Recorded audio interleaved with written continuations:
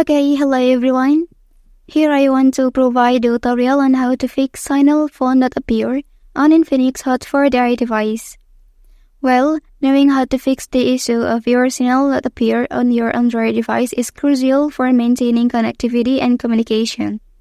Without a signal, you may not be able to make calls, send texts, or access the internet, which can significantly impact your ability to stay connected with others and access important information.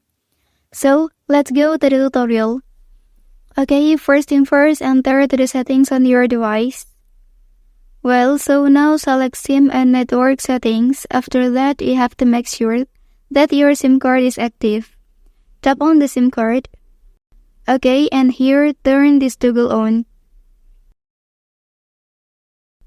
Well, and then for the next step, you can also turn off your device and turn it on again. Well, that's the tutorial on how to fix signal phone that appear on Infinix Hot 4DI device.